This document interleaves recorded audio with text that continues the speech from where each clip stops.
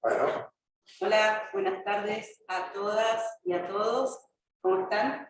Hoy tenemos el gusto de presentar el último libro del doctor Pablo Clavin, La lucha por el derecho a la ciudad.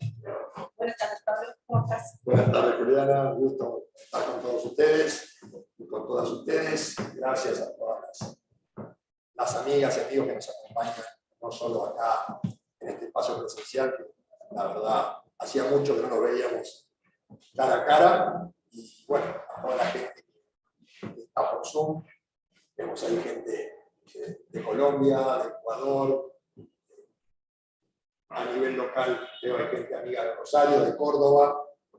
Gracias por acompañarnos y bueno, vamos a tratar de disfrutar un ratito de esta presentación.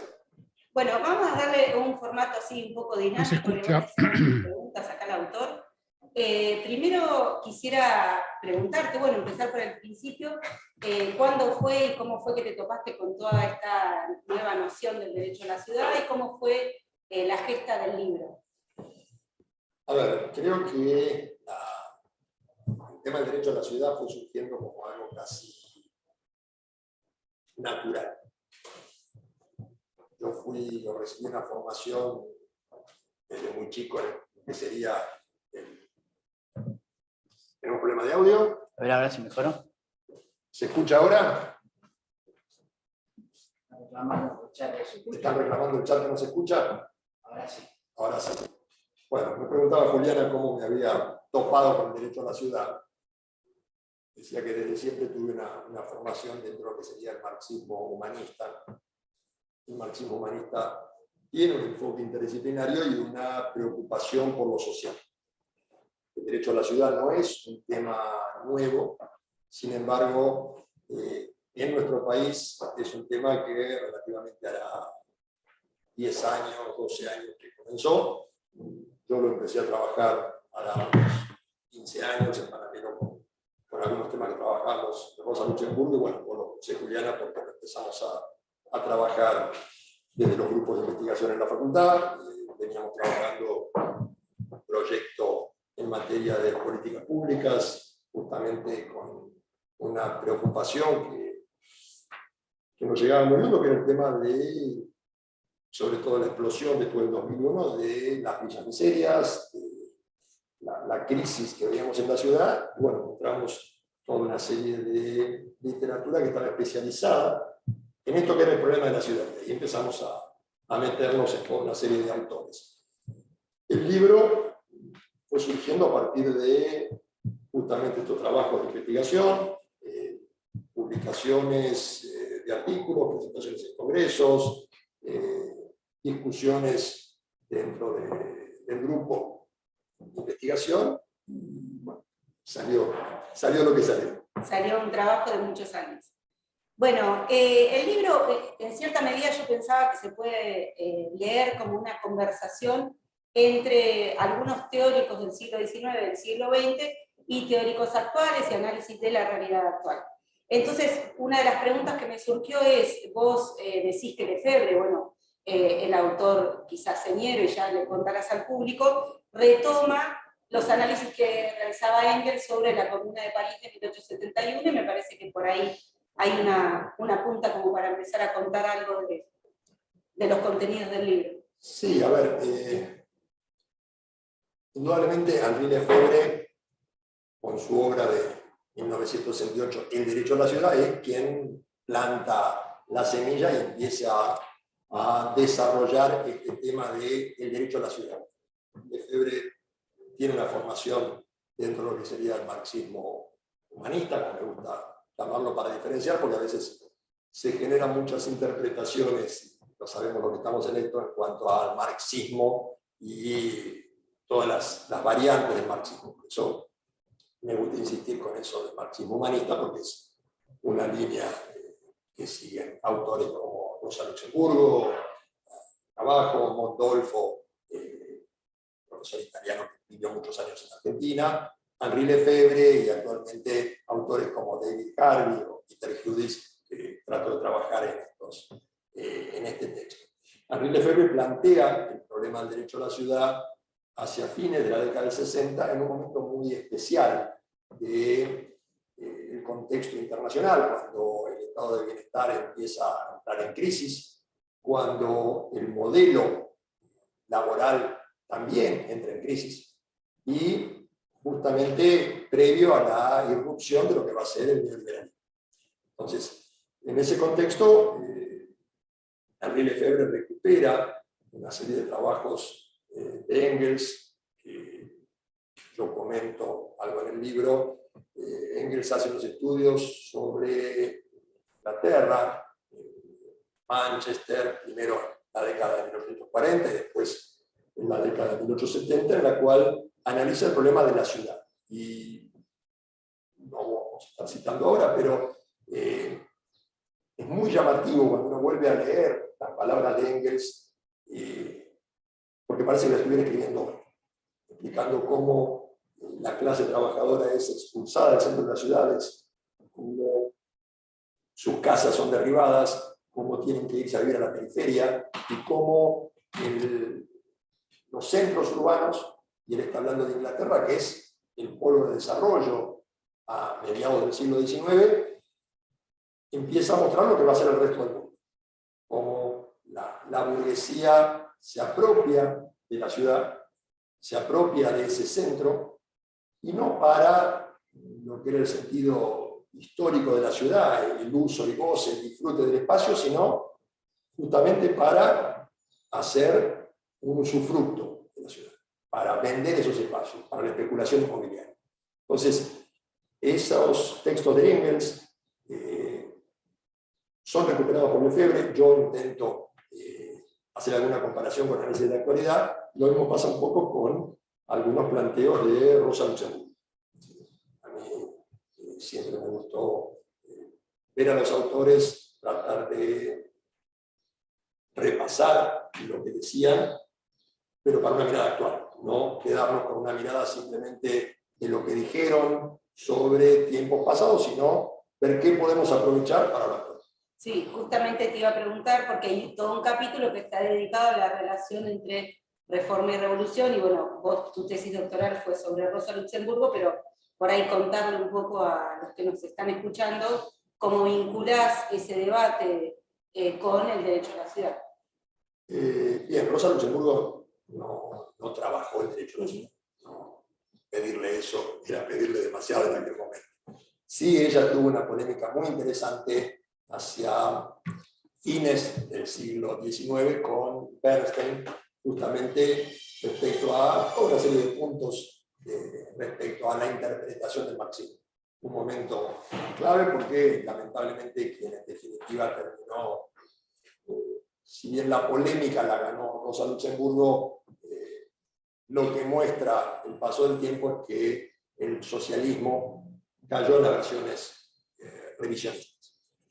En esa polémica, Rosa le cuestionaba el planteo que Bernstein dejaba de lado el concepto de revolución tan caro al análisis de Marx y Engels, sin esa concepción de que el capitalismo iba a llevar a su propia destrucción, para dar paso a un modo de producción diferente, distinto, superador del reino de la libertad, y que simplemente debe ocuparse de lo actual, de la reforma.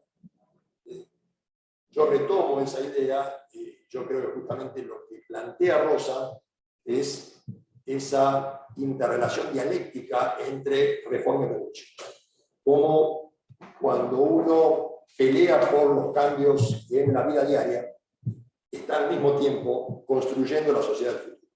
Es decir, necesitamos hacer la reforma y en esa reforma estamos preparando la revolución.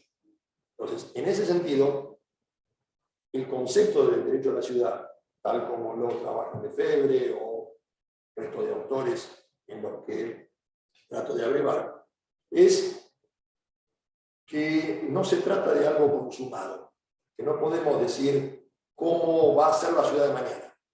Simplemente podemos hoy tratar de pensar en la ciudad mejor. Pensar en una ciudad mejor, pensar en un modo de vida más justo, con distribución social, solidario, es estar pensando en una sociedad diferente. Entonces, el derecho a la ciudad no es algo que podamos lograr, creo yo por lo menos, dentro del modo de producción capitalista. Sí es algo que vamos a poder plasmarlo en el futuro, pero por lo que tenemos que pelear. Por eso reforma y revolución van de la mano. Y esto es un aspecto que trato de trabajar en varios capítulos del libro, como es el tema metodológico, la aproximación metodológica. Emplear para interpretar la realidad el método del materialismo dialéctico. Bien. Bueno, yendo a autores más actuales, vos trabajás con David Harvey y Eduardo Soja, pero me gustaría abordar un poco ahora esta frase que Harvey retoma de Lefebvre, que es la revolución será urbana o no lo será, y lo que plantea Harvey a partir de eso en relación con que la ciudad es el espacio ideal para la lucha de clases. Sí, es decir, Lefebvre introduce en su concepción del derecho a la ciudad esto de el espacio de lucha. ¿Por qué? Históricamente, para una concepción del socialismo clásica, del movimiento obrero, diríamos en realidad clásico, es la clase trabajadora se reúne en la fábrica, discute, debate, y a partir de ahí organiza métodos para enfrentar el capital. El nuevo modelo productivo que empieza a desarrollarse, sobre todo, ya se observa a fines de la década del 60, y lo vamos a ver nosotros mucho más claramente en los últimos años, marca el fin de ese sistema fordista, del eje en la fábrica, para hablar de la deslocalización, para hablar de un trabajo informal, para toda una serie de aspectos en los cuales ese encuentro en la fábrica o la fábrica multitudinaria empieza a desaparecer. Entonces, lo que encuentra Lefebvre, y yo veía hace poco, retomaba la lectura del Manifiesto Comunista, y uno siempre encuentra algo nuevo, como Marx plantea en el Manifiesto Comunista una frase que volví a leer después en Harvey, es esto de que lo que los trabajadores y las trabajadoras ganan en la fábrica, es decir, lo que luchando con el empleador obtienen en mejora salarial, se los quitan después en la vida diaria, cuando tienen que pagar el alquiler, cuando tienen que pagar la comida, cuando tienen que gastar en la ciudad. Entonces, no alcanza para la lucha de la fábrica.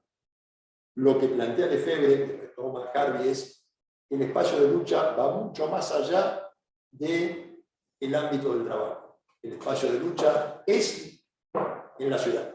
La lucha de clases se da en la ciudad.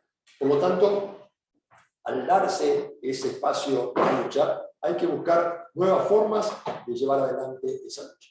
Esto es lo que plantean estos autores. Entonces, no es cierto que la lucha de clases haya desaparecido, que se haya terminado la lucha de clases como se pretende instalar desde muchos sectores de la derecha. La lucha de clases la vemos cada día más. El tema es, la derecha ha logrado una división en la lucha de clases, llevando a ese enfrentamiento de pobres contra pobres.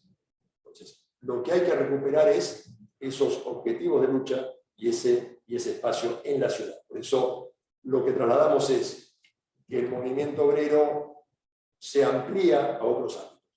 De hecho, un poco lo que planteamos como idea, lo conocemos directamente en la Universidad Popular, es construir pensamiento crítico desde el movimiento obrero, los movimientos sociales y la academia. Es decir, lograr esa unión de sectores que tienen intereses similares por una sociedad más justa, diría yo. Bueno, no sé si es clara la respuesta. Sí. Bueno, aprovechamos ahora el espacio que quizás al principio no lo dije. Si alguien quiere hacer alguna consulta, o bien del público acá que está presente, o también por Zoom, pueden levantar la mano o pueden pedir la palabra. Raúl nos pasaría las preguntas. Y si no, al finalizar. ¿Sí? ¿Hay preguntas o...? No hay nada. No hay nada. Bueno, entonces seguimos conversando un poco más. Bueno, Vos Solo tratás- español, inglés.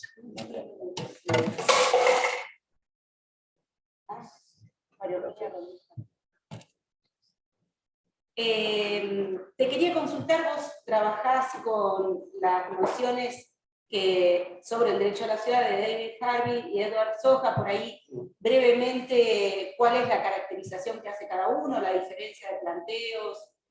Sí, a ver, yo tomo estos autores porque considero que son, junto con Lefebvre, autores claves en la materia. Tienen puntos en común y sus diferencias.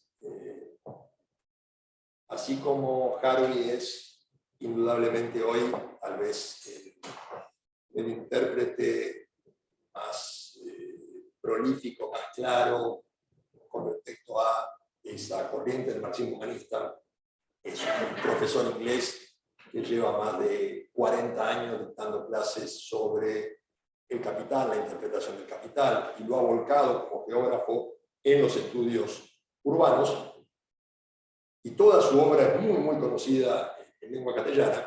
No sucede lo mismo con Edward Soja.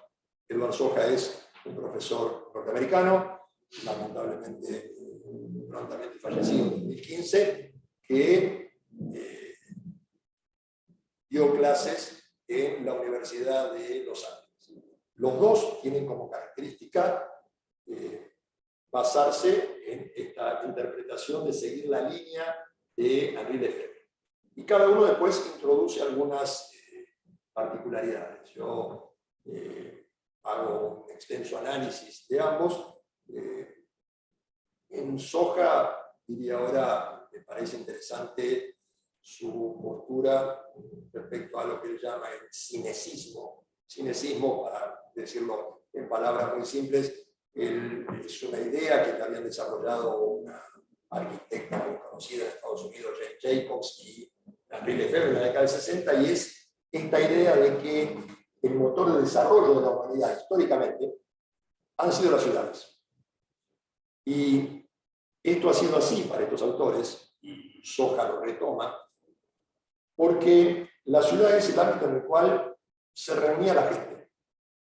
Es decir, todo descubrimiento humano no se da en soledad, no se da como seres aislados, sino que se da viviendo en sociedad. Y esas ciudades, desde las primeras aglomeraciones humanas primitivas hasta las megaciudades que vemos hoy, esas megaurbes, han sido motores de desarrollo. A partir de ahí, él empieza a desarrollar una serie de concepciones, entre las cuales a mí siempre me pareció muy interesante ese concepto de la justicia espacial. Soja juega con algo que uno tiene que visualizarlo, porque él habla de entre paréntesis, justicia. Entonces, él dice, la justicia y la injusticia se construyen en el espacio, se construyen geográficamente. Uno hace en una ciudad, en un espacio, lugares más justos o más injustos. El tema es quién los hace y cómo los hace. ¿Sí? Son las clases dominantes, y en esto coincide con Harvey en su análisis, quienes construyen esa justicia espacial. A partir de ahí, Soja, y en esto hay coincidencia, y por eso me interesaba mucho traerlos en este texto, porque es parte un poco de las conclusiones en las que voy arribando, en las que quiero trabajar, y es el papel de la academia. Tanto Soja como Harvey son profesores, son docentes. Harvey nació en Inglaterra, vivió en Inglaterra, después se trasladó a Baltimore a comienzos de los 70, una zona muy golpeada económicamente en Estados Unidos, en la cual había una enorme desocupación, y actualmente es profesor en la Johns Hopkins en Nueva York. Y los dos tienen como característica esto de no quedarse en la academia, por decirlo de alguna manera, en lo que nosotros llamaríamos acá la tarea de la extensión universitaria. Esa obligación de salgamos a la calle, trabajemos colaborando con movimientos sociales, con movimientos de... Y dan distintas experiencias. Hay una muy interesante que yo rescato ahí, y en esto es lo que nosotros hablamos en Latinoamérica del litigio estratégico en derechos humanos. Él cuenta, Soja, una experiencia que hicieron desde la Universidad de Los Ángeles a mediados de los 90, en la cual había una idea en Los Ángeles de establecer todo un sistema de redes ferroviarias muy moderna, con una inversión obviamente multimillonaria a cargo del Estado de Los Ángeles. Frente a eso, él desde la universidad, acompañando a movimientos sociales, acompañando a una organización de usuarios de transporte urbano, denunciaron este concepto de la justicia espacial, hablando de que había una discriminación espacial, que había amplios sectores del Estado de Los Ángeles que habían sido durante décadas discriminados con transportes de baja calidad, transportes que no pasaban con la frecuencia que debían pasar, que no llegaban a los lugares de trabajo donde esa gente tenía que ir a trabajar y no tenían vehículo propio.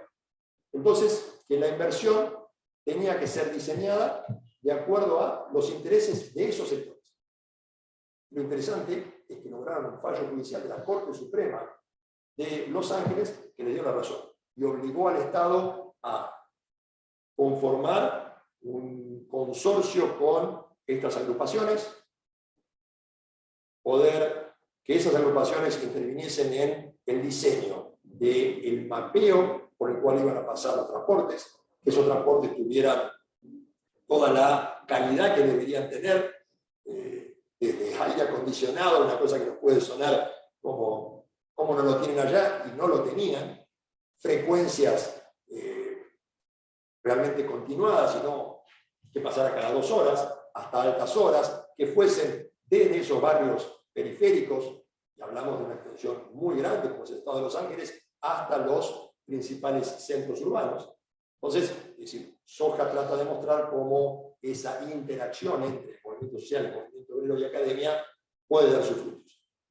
También muestra cómo rápidamente a nivel nacional trataron de ponerle freno y evitar que esto se reproduciese adentro de un modelo capitalista. Pero eso me pareció que la verdad es algo muy, muy interesante, este concepto de justicia espacial. Carvi, por otro lado, hay algunos puntos que me parecen muy interesantes, su crítica hacia el modelo neoliberal, todo el análisis que va haciendo de cómo ese modelo neoliberal irrumpe en la ciudad, cambia y realmente destruye la ciudad. Claro, porque por ahí para aquellos que no están tan familiarizados con la noción de derecho a la ciudad, es uno intuitivamente, automáticamente no piensa cómo se traslada la desigualdad o el sistema neoliberal en la ciudad.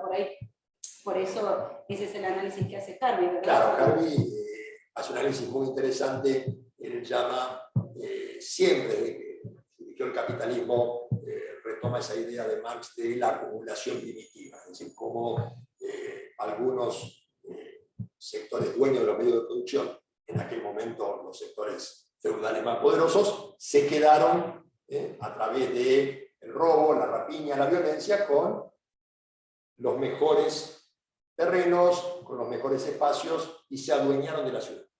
Dice, ese modelo de acumulación primitiva se mantuvo a lo largo de la historia. Ha cambiado de nombre, entonces hoy le llama acumulación por desposesión, es el término que utiliza David Harvey. ¿Cómo se da esa acumulación por desposesión?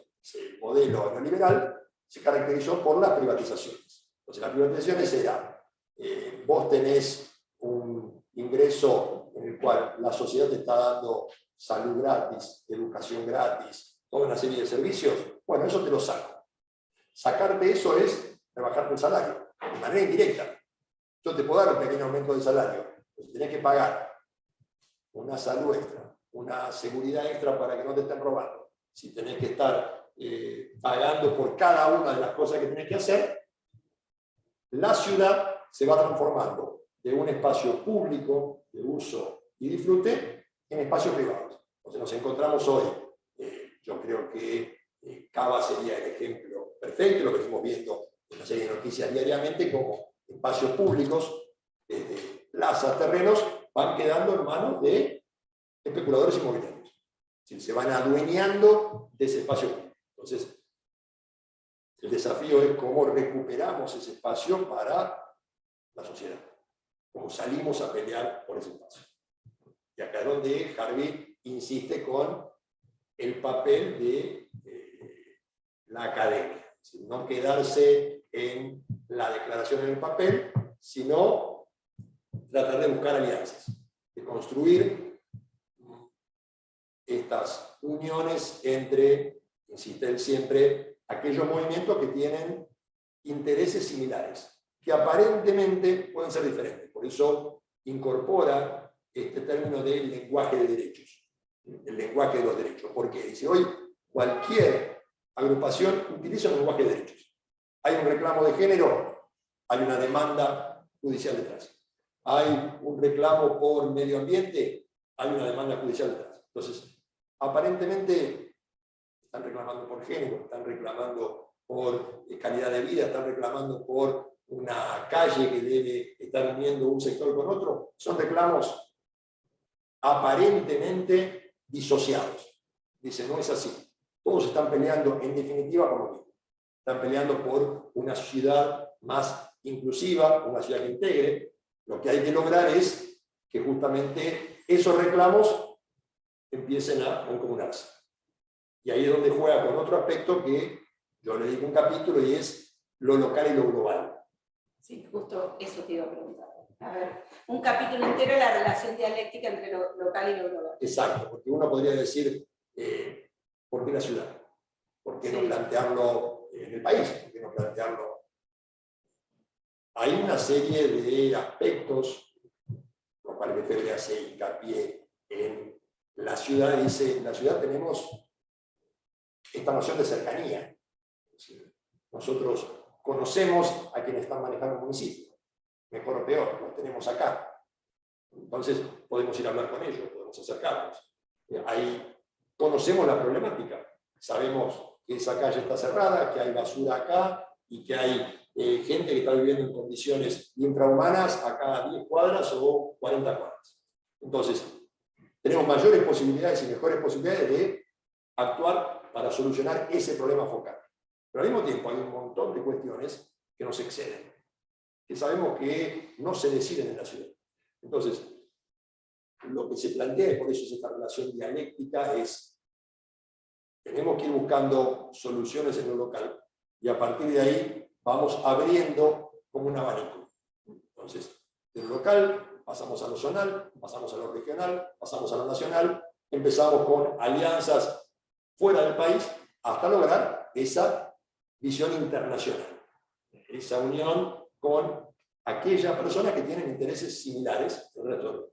Sin eso no hay chance. Por eso sería un error pensar en que esto es algo en lo cual está el movimiento social, el movimiento obrero por un lado, y el sector político o el Estado por otro.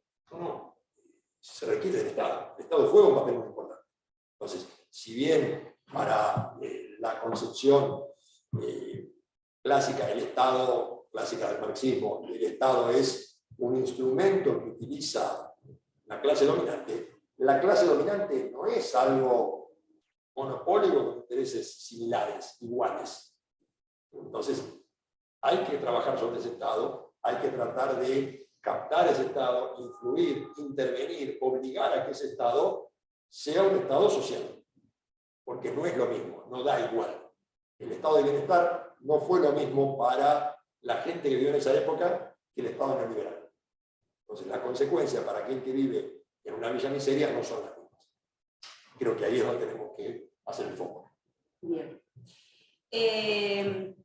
Bueno, ya hace unos minutos hablaste de lo que es el lenguaje de los derechos como un lenguaje común para construir el derecho a la ciudad, para hacer alianzas con otros grupos que reclaman otro tipo de derechos. Y te quería preguntar en relación con eso, no sé si es una idea equivocada o cómo lo ves, esta percepción o idea de que Marx despreciaba de algún modo el lenguaje de los derechos y cómo, porque estos autores son todos autores, entiendo yo, enrolados de algún modo en materialismo dialéctico, entonces, bueno, por ahí cómo hacen el análisis o retoman a Marx en ese sentido. A ver, es muy buena la pregunta porque yo no diría que es un error el planteo, sí que es una lectura equivocada del pensamiento de Marx. De hecho, trato de plantear acá algunas respuestas a hipotéticas preguntas que se hacen sobre eso en cuanto a, muchas veces vamos a ver nosotros, acusaciones hacia ese marxismo de los creadores o de los fundadores, de decir, es simplemente la economía es lo único, nada más alejado. Una cosa es ver dónde está lo que Engels llamaba el punto rojo, la línea roja, para poder entender la realidad. Otra es despreciar el papel de la economía, de la política, de la educación. Si no tiene ninguna importancia, ¿qué es lo que estamos haciendo acá? ¿Para qué llevamos, en mi caso, 35 años como docente trabajando si eso no sirve de nada y es la economía? La economía juega un papel central. Ahora, la política influye sobre la economía, el derecho influye sobre la economía. Hay un ida y vuelta, en el cual, en última instancia, la economía es la que termina jugando un papel central. Pero por economía es la economía política. No hablaron de otra cosa marxistas. De hecho, yo traigo acá a colación una serie de textos, las cartas de Engels, en las cuales específicamente señalan la importancia que tiene el derecho para la transformación de la sociedad, la importancia que tiene la política. Justamente, si nosotros miramos uno de los clichés del neoliberalismo, es ese desprecio por la política. Sí, justamente lo que tenemos que reivindicar es la política bien entendida. Es decir, todo lo que hacemos es política, esto que hacemos es política. Entonces, el acto de docencia es un acto político. Estamos asumiendo una postura, defendiendo determinados intereses. Lo digamos o no lo digamos. Lo blanqueemos o lo querramos ocultar. Esa es la realidad. Entonces, lo que están planteando los autores, el planteo de derecho a la ciudad es un planteo político. Político para transformar esa realidad. La diferencia es, ¿cómo lo transformamos? La transformamos a partir de, me dan el poder, yo tengo la capacidad y yo la transformo, o nos sentamos todos, discutimos a ver de qué manera podemos construir una sociedad mejor. Y escuchamos todas las voces. El planteo, este planteo de derecho a la ciudad es ese. No es el único. Por eso yo trabajo acá una discusión o un debate que hay con respecto a ese concepto de derecho a la ciudad. ¿Quién se apropia de la noción de derecho a la ciudad? Entonces, nosotros vemos que desde sectores del neoliberalismo, hoy se defiende el derecho a la ciudad. Ahora, es un derecho a la ciudad muy particular. Es un derecho a la ciudad lo que está diciendo, la ciudad tiene que ser un buen ámbito para hacer negocios. Entonces, ¿cuál es el papel del Estado? Promover esos negocios. Hagamos una feria internacional de Mar del Plata. Hagamos un gran estadio. ¿Para qué? Para que venga gente. Hagamos las torres de Peli para poder vender la ciudad. Ese vender la ciudad, la excusa es, sí, pero la gente va a tener trabajo, ingresan divisas, vienen a nuestra ciudad. Entonces competimos, le sacamos gente a Tandil, le sacamos gente a Necochea y le ganamos. Primero es una visión muy egoísta. Y segundo, que no está haciendo que la gente de acá disfrute, lo que está haciendo es que la gente de acá trabaje para el de afuera. No está pensando en, terminemos con las villas miserias, haciendo una urbanización inclusiva, haciendo que no haya gente que tenga que vivir en calle de tierra que no pueda salir a la calle. Y eso es un papel que tiene que hacer el Estado, asumir ese papel. Entonces, son distintas formas de entender el derecho a la ciudad. Nosotros les elegimos una. Bueno, yo tomé solo algunos temas del libro, entonces, bueno, invito a al resto a que exploren un poco más, pero te quería hacer una última pregunta. El capítulo final dice un balance y un poco de optimismo. Bueno, ¿qué serían estas ideas de optimismo? ¿Cómo lo ves vos en la ciudad, acá en Mar del Plata? Y bueno. A ver, reconozco que es difícil ser optimista. Sobre todo en tiempos de COVID, ser optimista es aún más difícil.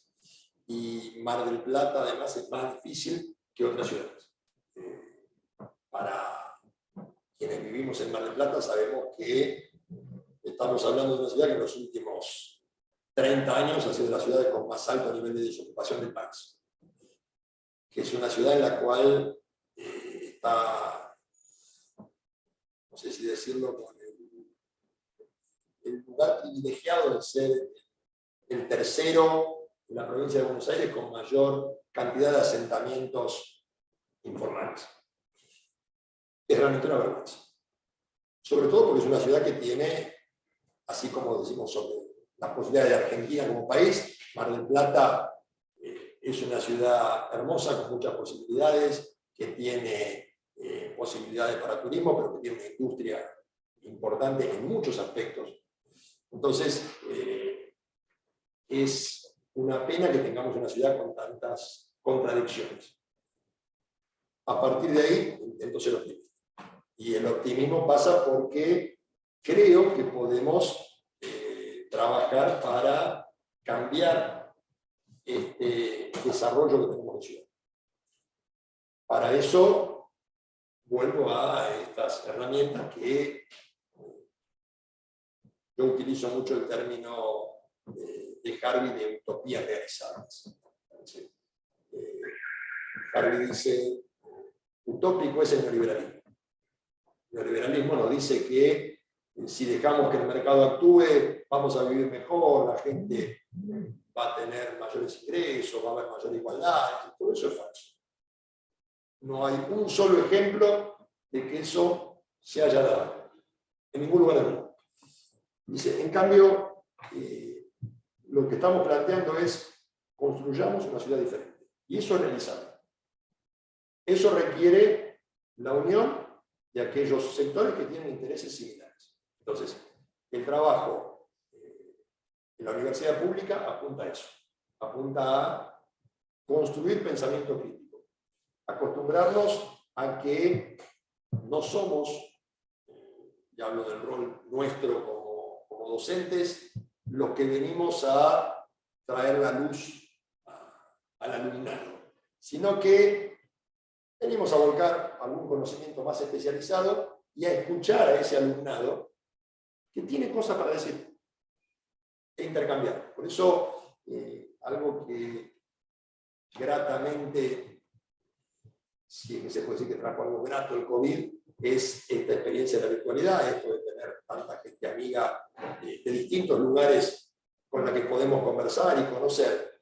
Es esta posibilidad que nos dio la universidad pública primero y en la UPT una vez que pudimos acomodarnos, de conversar con gente de distintos lugares, de conocer problemáticas diferentes y el Zoom, la virtualidad, y sobre todo si podemos avanzar a esta misión mixta, como se le llama, de mezclar presencialidad con Zoom, de poder no dar o romper ese esquema de la clase magistral para ingresar en un modelo de clase de debate, de clase conversada, de dialogar. Por eso quiero que ahora la gente que está ahí en el Zoom pueda hacer preguntas, conversar, que es la modalidad que hemos tenido en este espacio de los jueves, que es el seminario permanente Introducción al Derecho a la Ciudad, porque es un espacio que justamente lo planteamos como investigación-acción,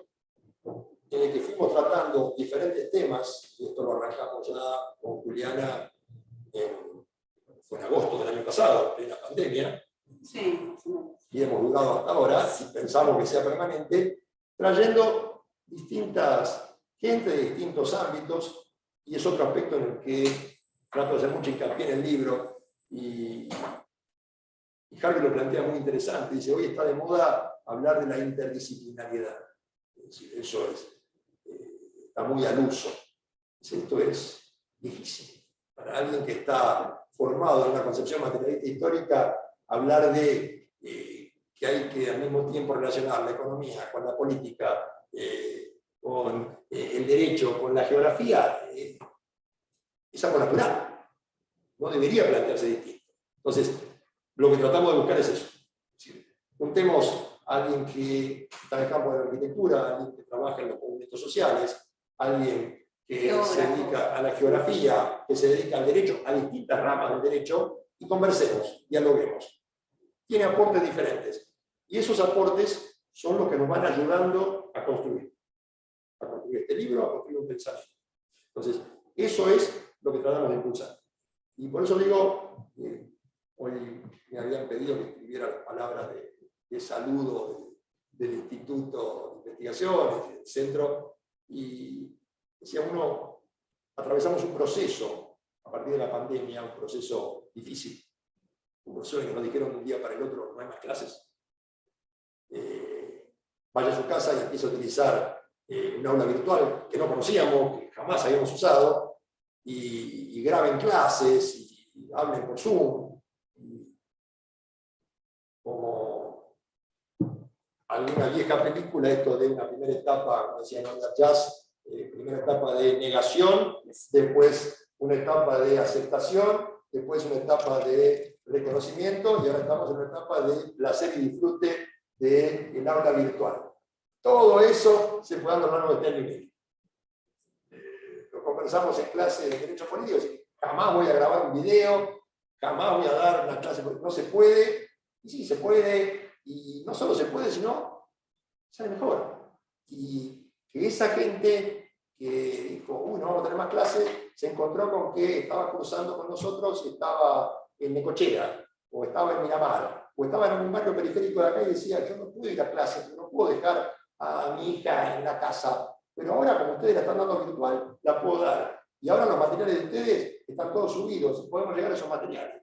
Y las clases están grabadas, entonces ahora escuchamos las clases como lo hicimos y ahora conversamos sobre las clases. Entonces, todo eso fue un descubrimiento, fue un crecimiento.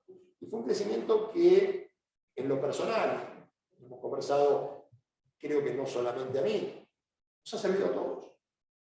Realmente, en este año y medio, a la fuerza, pero crecimos. Construimos espacios nuevos. Y creo que eso es valioso. Y hay que pelear por mantenerlo. Por eso, le digo ahí a Raúl, si alguien quiere hacer alguna pregunta, levantar la mano. Normalmente es más fácil porque lo hacemos nada más que por Zoom. Entonces, les veo las caras. Sí. Te escuchaba y me pareció muy interesante el tema de reforma y de revolución.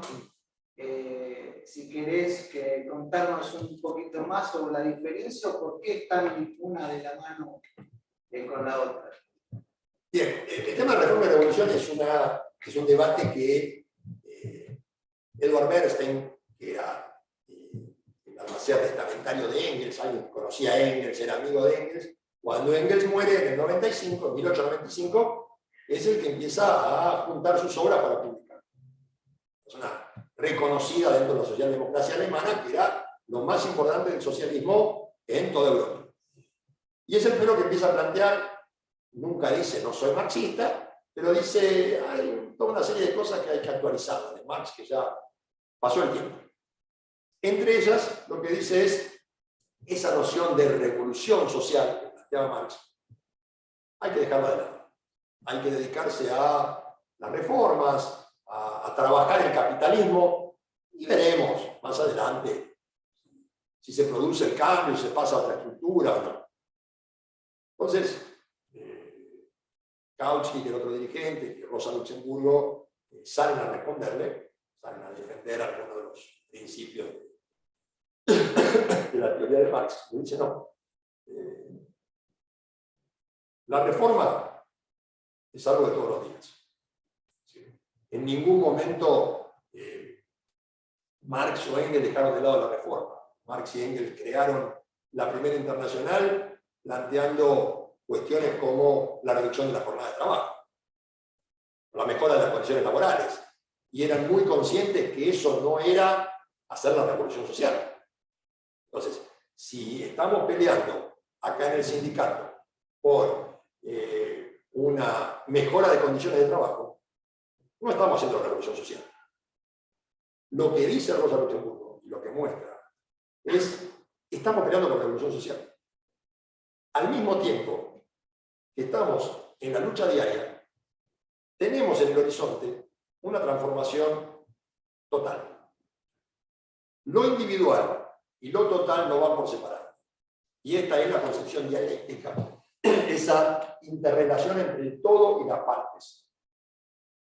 No podemos estar mirando las cuestiones de manera aislada, separada, que es el problema de la visión quedándose nada más que en la reforma.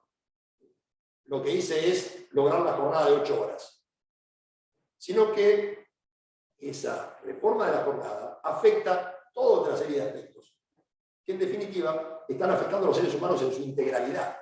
Entonces, no miremos al ser humano en forma aislada, no miremos los hechos, sino que analicemos los hechos para comprender el proceso, para comprender ese cambio permanente, esa transformación. Ahí es lo que apunta Rosa Luxemburgo, que yo traigo para análisis del derecho a la ciudad. Cuando estamos trabajando para urbanizar un asentamiento precario, estamos trabajando para el hoy, para lo inmediato, para esa familia que no tiene una vivienda. Entonces, para esa familia, tener un baño le cambia la vida. Algunas experiencias que nosotros hemos conocido con arquitectos que trabajan en asentamientos y nos contaban cómo habían buscado formas para poder lograr construir rápidamente piso. Es decir, era una familia en la cual los chicos vivían arriba de la cama. El piso era de barro y permanentemente estaba inundado. Entonces, el nene tenía 3 años y le costaba caminar. Entonces, eso es inimaginable en esta sociedad del siglo XXI. Es real. Entonces, para esa gente, eso es un cambio transformador.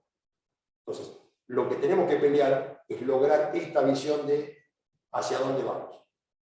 Este es el planteo de reforma-revolución. ¿Sí? No perder de vista que estamos trabajando en la ciudad de hoy para la ciudad del futuro, que no sabemos cómo va a ser, porque estamos en un proceso permanente de ir redescubriéndola, y porque además no es algo que esté definido o hecho. Yo no puedo hacer un esquema de decir, esta es la ciudad que tiene que ser el del mañana. No, podemos tirar líneas y decir, sí, me gustaría que sea una ciudad más inclusiva, que sea una ciudad en la que no haya desigualdades sociales, en la que todos y todas podamos disfrutar del tiempo libre, que no tengamos que estar sometidos por el trabajo en el sentido negativo del trabajo, es decir, sino justamente que el trabajo pueda ser el que yo quiero, esto que estos autores llamaban el ocio creador. El tiempo libre no es no hago nada, es hago lo que quiero, lo dedico a hacer lo que quiero. Acá hay una contradicción de decir, yo estoy trabajando todo el año para juntar, para poder tomarme vacaciones unos días. Tengo que matarme para poder ser feliz unos días. Es un poco loco, pero es parte de esa sociedad capitalista. Ahí es donde apunta esa idea de reforma o revolución. No sé si está respondido. Bien, ahí Marisol pregunta cuál es la mirada del profesor desde el derecho a la ciudad con relación al planeamiento en unos años de la terminación de la Sagrada Familia de Barra, Gaudí. Si es demostrativo de algún cambio social en ese sentido. Bueno, pregunta de Marisol vive desde Bogotá. No creo que terminar la Sagrada Familia en Barcelona sea un cambio con respecto al derecho a la ciudad. Creo que es algo que lleva ya varias décadas tratando de terminarla. Va a ser completar una cuestión de diseño urbanístico, pero no creo que sea algo con realmente influencia en lo que llamamos nosotros el derecho a la ciudad. El derecho a la ciudad en Barcelona, donde se trabaja mucho, es incluir esas barriadas que tienen realmente problemáticas. Ellos no tienen el tema de villas miserias que tenemos nosotros, pero sí tienen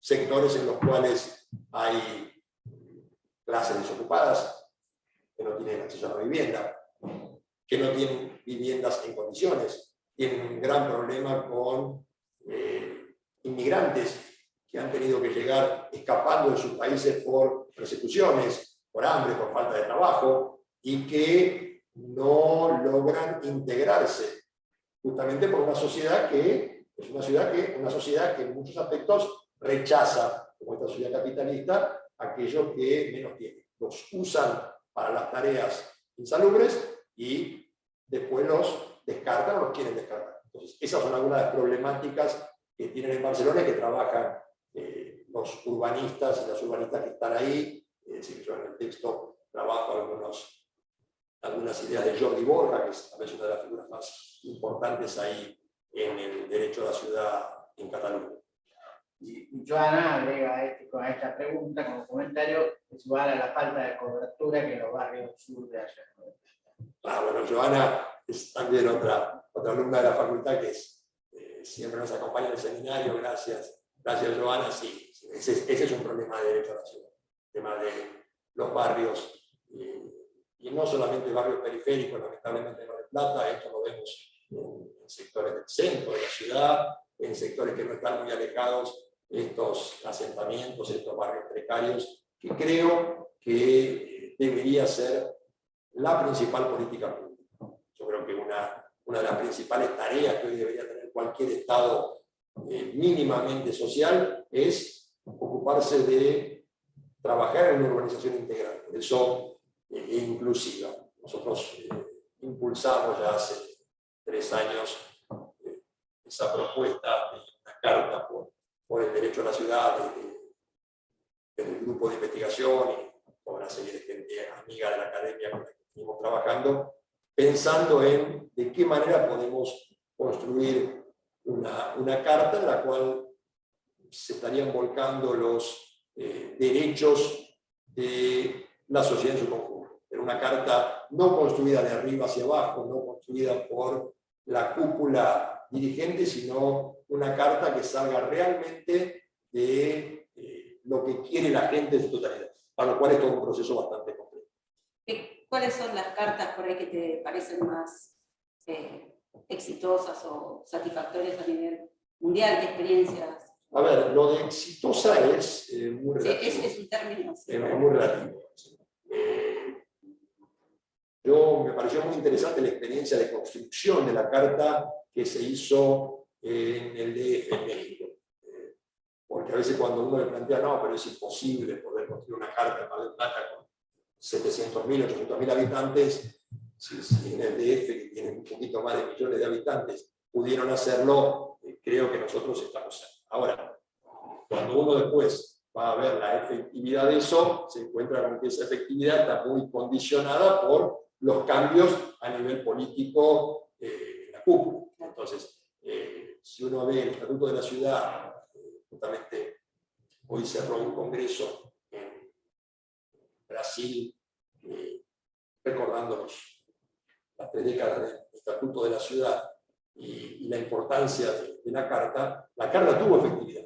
Entonces, nosotros vemos en Río de Janeiro, en San Pablo, en otras ciudades, como hubo un proceso de urbanización inclusiva muy, muy bueno durante algunos años de Lula, en la cual había una inversión presupuestaria muy grande, en periodo de 6 meses se hacía una remodelación, no expulsando a la gente hacia la periferia, sino trabajando en ese espacio, logrando incluir esas favelas dentro del resto de la comunidad. Ahora, lo que muestran quienes estudian el tema es que cuando salió Lula del gobierno y cuando cayó Dilma, cambiaron las políticas, se cortó el apoyo económico, volvieron los sectores narcos a apropiarse de esa favela y hubo un retroceso muy profundo.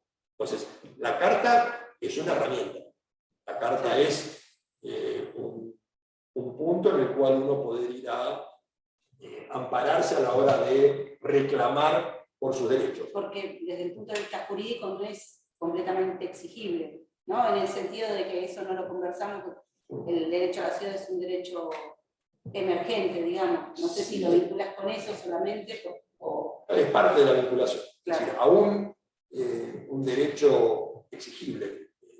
Nosotros tenemos el derecho a la vivienda y el derecho exigible. Está en la Constitución y es exigible. Ahora, ¿es exigible? Si alguien que no tiene una vivienda va ante un juez y el juez le provee y tiene que discutirlo porque el Poder Judicial, estamos en otro tema, también es un poder político, también responde a determinados intereses. Entonces, vas a encontrar algunos jueces que van a dar amparo y muchos otros que te van a decir, no, vaya a reclamar a otro lugar. Entonces, la carta es una herramienta. La carta es un primer paso hacia esa construcción. Pero de ninguna manera, ni aún teniendo la carta como la tiene Brasil, como la tiene Colombia, como la tiene México, garantiza la plasmación del derecho a la ciudad o la efectivización del derecho a la ciudad. Se requiere una voluntad política a nivel estatal y se requiere una lucha constante desde los sectores excluidos y quienes acompañan esos intereses, esos ideales. Bueno, después de estos son saludos, felicitaciones, particularmente de Sandra Tapia, Ecuador, Juliana. No tenemos más preguntas de hoy. Estoy aquí, Sandra Tapia. Yo sé que después a Candela que está allá. Sí. Vos hablaste de la apropiación del discurso del derecho a la ciudad por ciertos sectores. Y creo que Cava es un ejemplo de eso, bien concreto, real, con el agravante que hace prácticamente 15 años, que viene siendo refrendado por la ciudadanía, con mayorías que a uno le llaman la atención. En un proceso político que ha venido apropiándose de lugares públicos, privatizándolos, haciendo mega inversiones inmobiliarias, ahora vendiendo la Costa del Río, la Costa del Río, terrenos, bueno, todo lo conocemos. En donde hay un Tribunal Supremo de Justicia, a propósito de lo que planteaba Juliana, si es exigible, que le dice a un padre que, por más que la Constitución de Cava diga que la educación pública es un derecho, tiene derecho a un banco en la escuela pública si tiene la posibilidad económica de pagar una escuela privada. O sea, un proyecto político que viene siendo refrendado hace 15 años, que cada día va por más, por esta concepción absolutamente contraria a la que vos manifestás, cuál es el sentido que das, el derecho de la ciudad, con medios hegemónicos que todo esto lo tienen blindado. La pregunta es, ¿cómo lograr romper esa lógica que pareciera que cada día va por más a contramano de todo esto? Por ejemplo, Buenos Aires ahora está teniendo problemas de vivienda tremendos con la nueva ley de alquileres, justamente. Bueno, los propietarios no tienen necesidad, entonces cada vez hay menos oferta de alquileres, por lo tanto los alquileres suben, cada vez vive más gente en la calle y ya no se trata de la gente que vive en asentamiento, se trata de un colectivo mucho más amplio que necesita alquilar, porque hoy la vivienda es prohibitiva para quien tiene que ser rico para acceder a una vivienda, y aún teniendo un buen trabajo no puede acceder a una vivienda, eso sabe todo el mundo. Entonces, ¿cómo se rompe con esta lógica, en donde cada día pareciera ser un poco peor? respuesta de cómo se rompe esa lógica fácil no es. ¿Por qué? Porque lo que Yo digo vemos... como desconcertante. No, me a parece, ver. ¿no? Yo hago algunos comentarios acá con respecto a eso, porque creo que es un tema que está en discusión hace ya un tiempo, y es esta, podemos llamarle, derechización de la sociedad. Por otro lado, porque la clase trabajadora, en el amplio sentido del concepto de clase trabajadora, vota en contra de sus intereses. Para la lógica inicial del movimiento obrero era algo muy simple de entender. El movimiento obrero va a votar gente que defienda sus intereses. Entonces, el movimiento obrero, en mayoría, el partido político socialista que defiende los intereses del movimiento obrero, va a ganar en la medida en que lo autoricen a participar de la faz política de las elecciones, y esto fue lo que se logró hacia fines del siglo XIX, cambia la lógica. Y esto es lo que cambia la socialdemocracia, de dejar de lado el planteo de la toma violenta del poder, cuando no podía formar partido político, a decir, somos la socialdemocracia. Nos presentamos elecciones, somos la mayoría y ganamos. Yo particularmente creo que se produjo un quiebre a partir del periodo entre guerras del siglo pasado. Yo creo que ahí es un momento muy particular en el cual los sectores del capitalismo amenazados empezaron a entender la lógica de dominación, no solamente una dominación de tengo la fuerza y me impongo, que era la que utilizaban, sino la de construcción, lo que Gramsci llama la construcción de hegemonía. Vamos a construir un nuevo sentido común. Y tal vez una de las victorias más grandes del modelo neoliberal es esa construcción de un nuevo sentido común.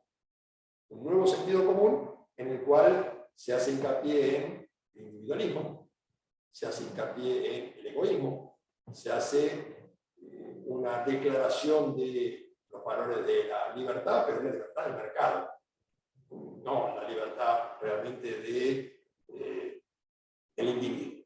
Entonces, frente a ese esquema, lo que vemos es el modelo de evolución lógico del modelo capitalista en cuanto a la concentración del capital, y los medios de comunicación son parte de ese capital, y la educación es parte de ese capital. Entonces, frente a un modelo al que tratamos de apuntar de educación con pensamiento propio, de esto que tratamos de instalar la pedagogía crítica, escuchar a la otra persona, el debate, el pensar si lo que me están diciendo estoy de acuerdo o no estoy de acuerdo, el modelo neoliberal lo que ha hecho es imponer una educación monolítica, manejar los medios de comunicación repitiendo un determinado discurso. Un discurso, hoy se habla del discurso del odio, un discurso de negación del otro, de negación del que piensa distinto, y es el que ha llevado a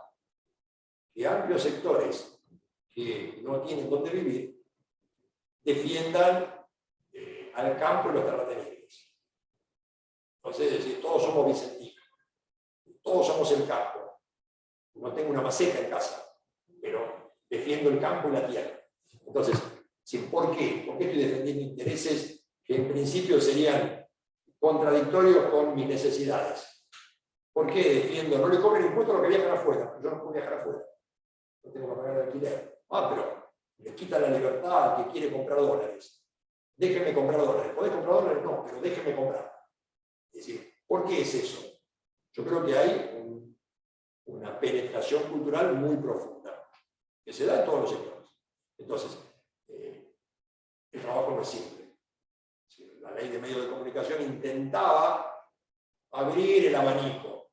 ¿Lo iba a lograr? No, pero por lo menos iba a dejar mayores posibilidades. Nosotros teníamos, hasta la llegada del proceso cívico-empresario militar, un modelo de educación pública abierto, ejemplo a nivel latinoamericano. Eso se quebró. Entonces, pero una gobernadora, caemos en la educación pública.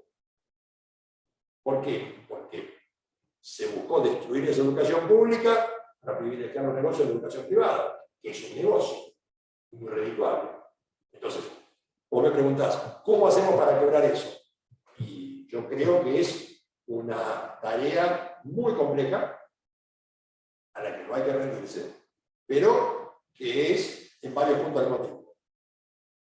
Hay que volver a ocupar esos espacios, hay que reconstruir una educación pública de calidad, comprometida, hay que construir un poder judicial realmente que sea más independiente, no digo que sea independiente, pero que sea más comprometido socialmente, renovado, que tenga controles, un poder político que tenga controles. Es decir, tiene que reconstruir la sociedad. Y no es solamente un caso de Argentina, esto es, nosotros no somos ajenos a lo que pasa en el resto del mundo. Canadá, si ves Brasil, ves Estados Unidos con Trump. Estamos hablando permanentemente de sectores que la derecha, donde pierde, no acepta que perdió. Chile ahora, España todos los días. ¿Ves esta conflictividad, esta crisis? Todos los días. No hay lugar, entonces no queda. Es difícil. Candela. Sí, tenía una pregunta con esto que hablabas de que siempre los pedidos de derechos no se unen en sí. Quería saber por qué crees que pasa de que no se juntan, no se unifican todos los pedidos de derechos y por qué siguen separados, sabiendo que mientras menos cantidad de gente sea, más conflictivo es. Si crees que tiene alguna relación con los medios de comunicación o si crees que va más allá de eso. A ver, yo creo que es más complejo. Medios de comunicación juegan un papel. No digo tampoco que nunca se unan. Digo que deberían unirse más. Es algo distinto. Vos ves el reclamo por determinadas cuestiones de género, donde hubo una unidad, un consenso mucho más amplio. Después, desde los medios de comunicación, y los medios de comunicación lo que hacen es representar sectores de poder, defender esos intereses. Lo que se busca es dividir, se busca es separar o segmentar. Durante mucho tiempo había una discusión desde el ámbito del movimiento obrero, en el cual el movimiento obrero estaba acá y los movimientos sociales iban por otro lado. No había que juntarse con los movimientos sociales. Hoy la visión es distinta. Hoy hay una integración entre el movimiento obrero organizado y los movimientos sociales. Hoy encontrás un avance importante dentro del propio movimiento obrero entre los sectores ocupados y los sectores desocupados. Hasta hace un tiempo, el desocupado era alguien que quedaba desclasado, quedaba descolgado y ya no estaba defendido. ¿Por qué? Porque vos tenías en algunos sectores una visión egoísta del movimiento obrero, es yo protejo mi puesto de trabajo. Y si el otro quedó afuera, me lo van a venir a sacar. Entonces, quedé afuera. Hoy yo creo que en eso, en algunos sectores se ha avanzado mucho y se comprende que los intereses son similares. Y hoy yo puedo tener empleo, pero mañana puedo no tenerlo. Y que tenemos que luchar por la reforma esa integral en la que estemos todos incluidos. Entonces, es decir, yo creo que la propuesta es encontrar esos puntos de unión. Esos puntos donde el interés por lo que están peleando el sector de jubilados, el sector por cuestiones de género, la que está peleando por un problema de medio ambiente, el que está peleando por una mejora del trabajo, se pueden juntar. Entonces, si te podés juntar, podés lograr mejores intereses. Después, podés tener egoísmos personales. Entonces, yo quiero ser el líder, él quiere ser el líder, ella quiere ser la líder. Entonces, eso a veces es muy difícil de poder romper y en definitiva, en algunos casos es lo que termina privilegiando. Bueno, eso es lo que hay que tratar de superar esos egos, esa vanidad de yo voy a ser el líder, y poder plantear cuáles son las necesidades del conjunto, discutirlas, debatirlas democráticamente y ir a pelear por ellas. Otra pregunta. Todo tuyo. Como siempre. Con esto de que hablaban de realizar una carta, me parece muy interesante y muy importante, dado que el otro día estuve en una charla por las playas públicas, si bien no estuve de acuerdo con muchas cosas, algo me quedó resonando, que era esto de mandar a hacer las casas a lugares, bueno, alejados de la ciudad, en medio del campo, generando, bueno, otros problemas de ambiente, de salud, de residuos, etc. Me parece muy importante que si se realizara una carta, se pusiera en contexto esto de que tengan los accesos a sus derechos, a los derechos básicos de salud, de poder transitar, que los colectivos lleguen, eso. Y nada, era más que nada eso, más que una pregunta, era más una pregunta. Sí, la idea de una carta es justamente esa mirada interdisciplinaria en la que se cruza todo en la ciudad. Es decir, la ciudad no es la vivienda. La ciudad es la vivienda, el trabajo, la salita, la educación, el transporte. Todo eso está combinado, los servicios. Entonces, hay muchos debates en que, por ejemplo, qué tipo de ciudad. ¿Quiero una ciudad dispersa, una ciudad amplia, una todo? Es un tipo de ciudad. Ahora tengo que llegar con los servicios hasta allá. Tiene un costo llegar con los servicios.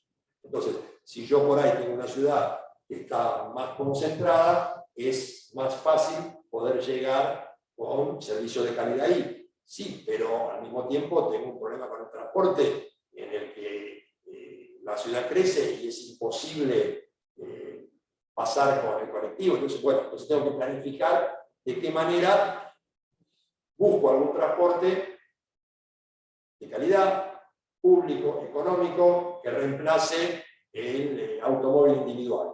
Y el automóvil individual genera polución. Y entonces tengo que buscar un tipo de transporte que sea un transporte limpio. Bueno, todas esas son discusiones que se tienen que dar. Para eso, la propuesta de la Carta de la Ciudad, tomando otros ejemplos, es a partir de distintos foros que se van haciendo sobre todas estas temáticas, en la que ninguna queda fuera, en la que tenés que discutir, bueno, de qué manera producimos para los alimentos que necesita la ciudad, dónde producimos, cómo producimos, dónde instalamos los mercados. Todo eso es parte de la discusión, y una discusión pública, en la que intervenga vos, él, todos pueden intervenir y este es el planteo, y no que te llamen faltando 10 minutos para que levantes la mano y estoy de acuerdo o no estoy de acuerdo, porque eso no es debate. Sí, Hugo.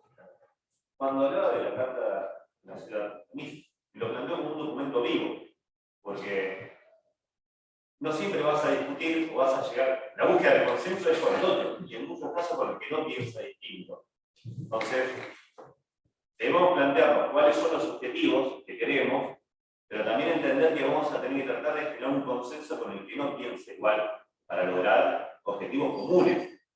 Hay objetivos que son contrapuestos, no sé, en materia de ciudad, en materia de edilicia, en materia de dónde generar y dónde poner los recursos del Estado para generar obras en una ciudad.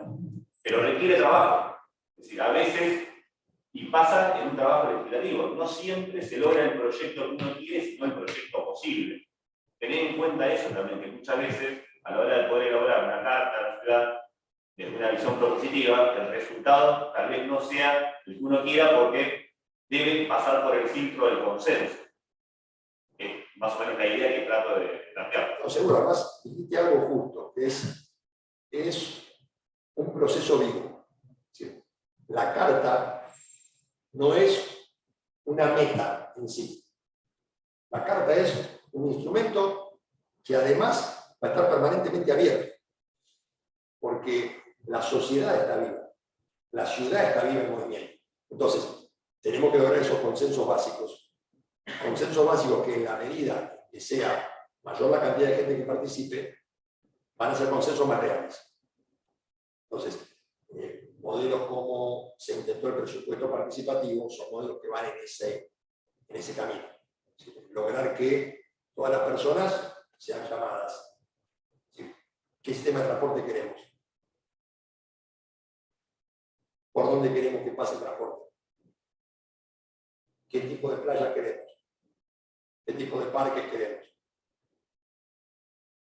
¿Estamos de acuerdo con edificios, megatorres que tapen toda la costa o no? ¿Sí? Todo eso son discusiones.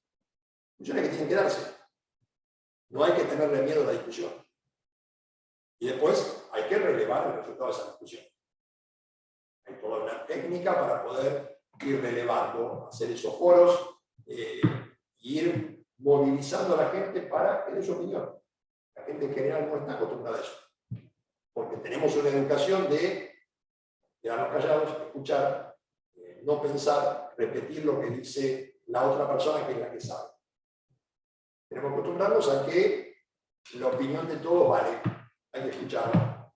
Después, obviamente, hay cuestiones en las cuales justamente hay gente que tiene un saber, una experticia superior. Entonces, no vale mi opinión sobre la calidad de las vacunas frente a la de un infectólogo. Hay cuestiones que alguno. Ahora, yo puedo opinar sobre vacunas, sí, pero ¿qué voy a opinar? Claro, pero la realidad muestra que, por ejemplo, desde los 90 se inventó esto de las audiencias participativas. Por ejemplo, vuelvo acá, estoy obsesionado. Hubo 7.500 opositores en relación a la privatización de Costa Salguero. No hubo uno que pusiera a favor. A la semana fueron, votaron el proyecto. O sea, es una formalidad. Por eso Lo decía, mismo que los aumentos de los servicios públicos. Hablan 10 días, opositores, te dicen de todo. El macrismo, ¿pasa eso? El aumento. por eso estaba. Entonces, es un procedimiento legalmente formal que no obliga. Tendría que ser vinculante. Por otra parte, la derecha no discute nada. Hay que buscar consenso. La derecha no discute nada. La derecha en ningún momento se plantea y dice, bueno, mi propuesta es venir privatizar la vista del río y nosotros, no lo dice eso. Por más que dijo lo que iba a hacer antes de su presidente. No hay ningún debate. Entonces, ese es otro fenómeno que hay que analizar. No hay posibilidad de llegar al consenso si no hay una democracia de discusión pública. Y acá no hay una democracia de discusión. Es que justamente Estamos discutiendo entre nosotros que prácticamente estamos de acuerdo en todo. los sectores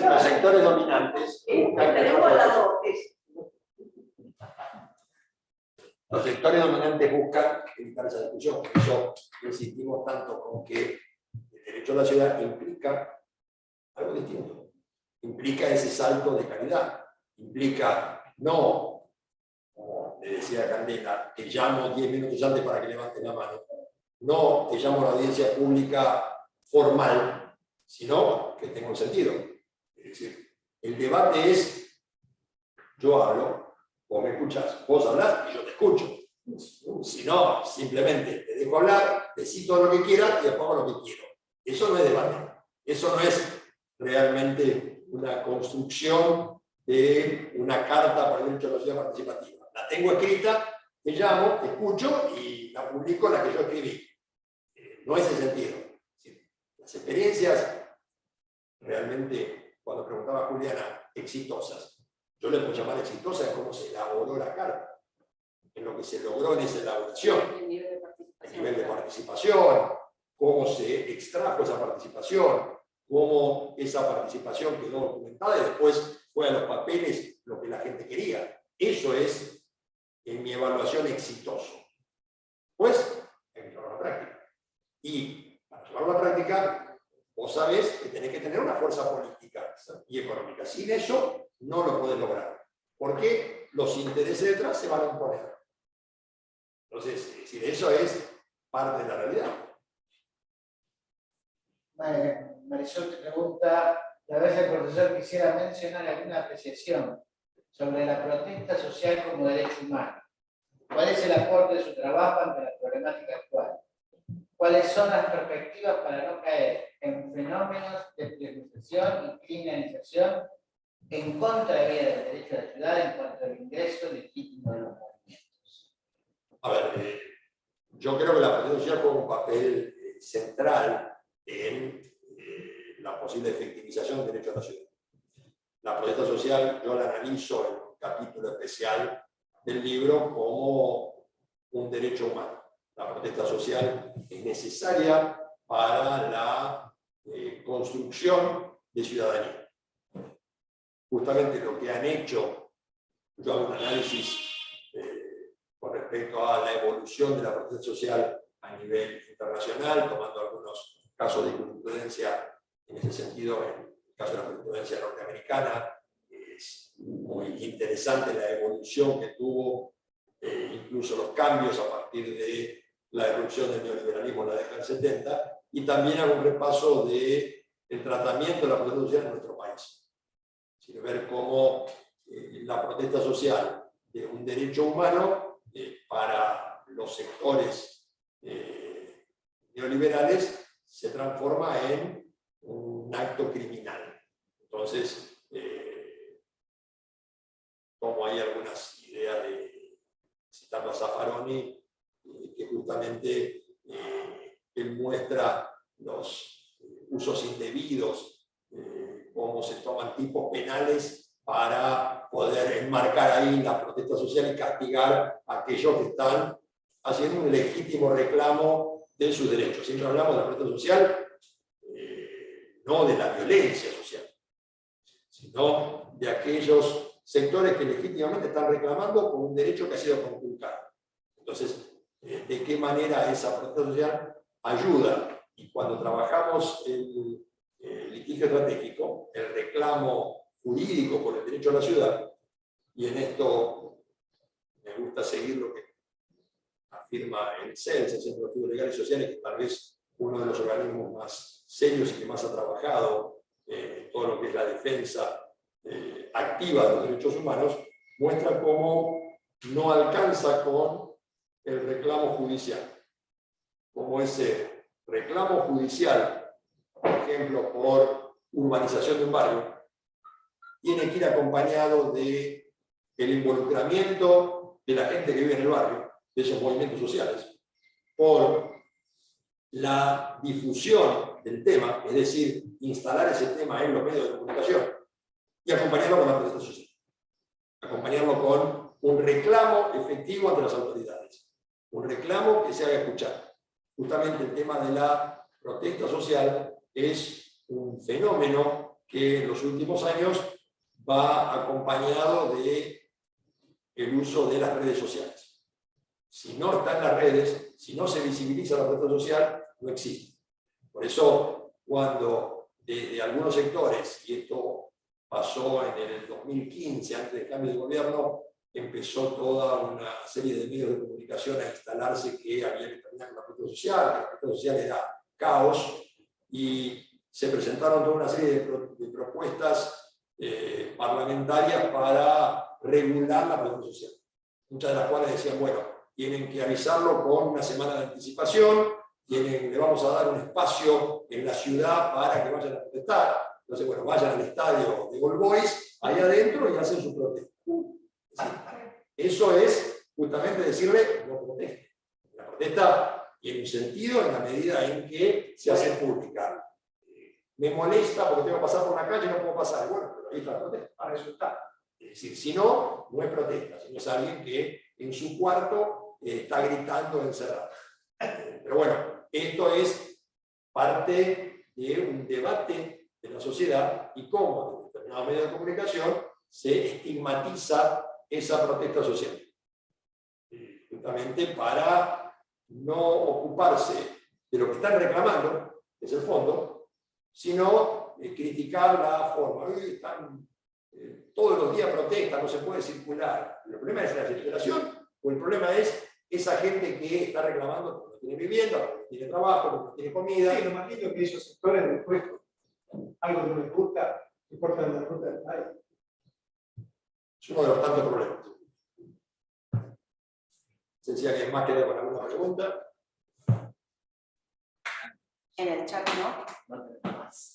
Bueno, gracias Pablo. Un fuerte aplauso.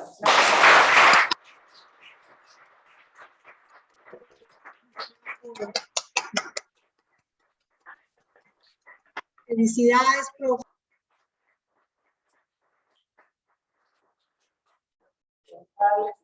Se lo pierde, que fuera de un café con unas tacitas de más el libro en venta que están las chicas ahí, el libro como Gracias Juliana, gracias a todas las amigas y amigos. Con esto cerramos la edición del seminario de este año, pero prometemos que en marzo vamos a estar de vuelta con nuevos debates. Gracias. Y desde acá no nos vemos, porque todos los jueves nos veíamos por el Zoom y ahora es como raro. Sí, sí, sí. Bueno, mandamos un abrazo, que termine muy bien el año. Y nos vemos. Bueno, muchas felicidades para todos y todas. Nos vemos. Hasta luego.